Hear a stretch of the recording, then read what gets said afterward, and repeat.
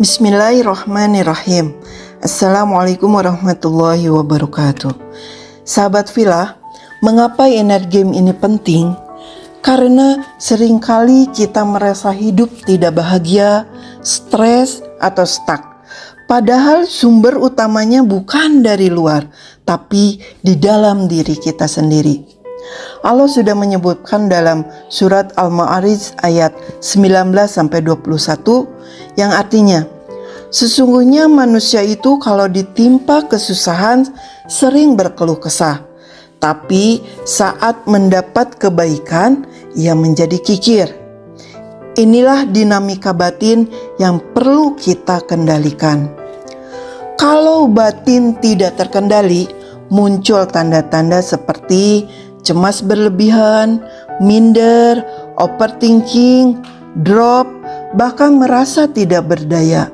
Artinya, kita dikendalikan oleh pikiran, bukan sebaliknya. Banyak orang ikut seminar, baca buku, belajar banyak hal, tapi tetap tidak berubah. Kenapa?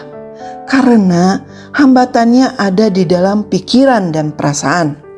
Contohnya, mau jadi penulis, sudah punya ide, tapi muncul pikiran, tulisan saya jelek, siapa yang mau baca?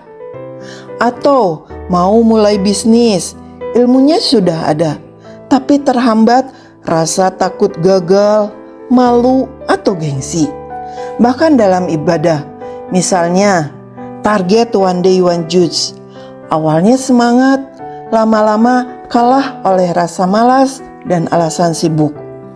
Sahabat Villa, hambatan itu sebenarnya bukan laptop, bukan modal, bukan waktu, melainkan batin kita sendiri.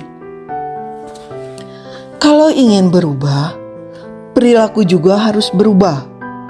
Tapi perilaku ini sangat dipengaruhi oleh perasaan, dan perasaan lahir dari pikiran. Jadi, rumusnya sederhana, kelola pikiran, perasaan berubah, perilaku berubah, hasil pun ikut berubah. Sahabat Villa, ada 7 kaidah pikiran dan perasaan, dan ini penting. Yang pertama, manusia diberi kemampuan untuk memilih pikiran, perasaan, dan tindakan. Kita tidak bisa memilih untuk suatu kejadian ataupun hasil. Kita diberi kemampuan untuk memilih hal yang baik yang disebut dengan ikhtiar. Yang kedua, kejadian atau situasi tidak sama dengan pikiran. Kejadian itu adalah di luar kendali kita.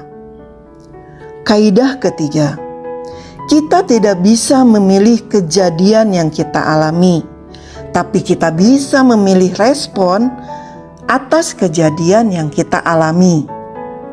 Bila ada kejadian, maka harusnya kita sabar dulu. Setelah itu pelan-pelan akan muncul ridho, dan setelah itu menimbulkan hikmah baru muncul syukur. Kaidah yang keempat, untuk mengubah hasil, kita perlu mengubah perilaku. Untuk mengubah perilaku, kita perlu mengubah perasaan. Untuk mengubah perasaan, kita perlu mengubah pikiran. Kaidah selanjutnya, agar mampu mengelola pikiran, perasaan, dan perilaku dengan baik, kita perlu menyadarinya atau sadar terlebih dahulu. Kaidah keenam ini disebut tauhid mindset, yaitu meskipun hasil bisa dipengaruhi oleh perilaku, namun kita tidak bisa sepenuhnya mengendalikan hasil-hasil yang kita ciptakan dalam hidup. Maka kita perlu bertawakal kepada Allah. Kaidah ketujuh, jangan mengandalkan diri sendiri dalam mengelola pikiran, perasaan, dan perilaku diri kita.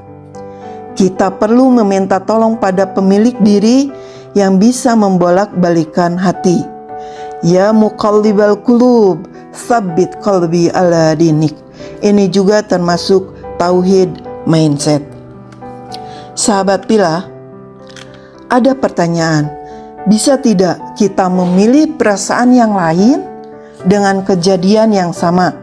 Jawabnya bisa. Misalnya, ada hutang yang belum selesai.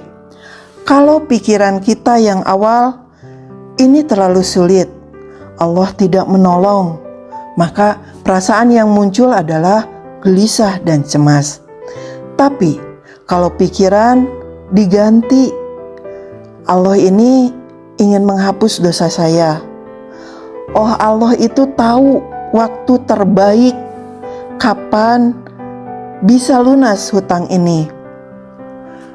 Atau juga pikirannya, oh rahmat Allah itu maha luas, Allah maha pemberi rejeki. Maka perasaan akan berubah menjadi tenang, sabar, dan optimis.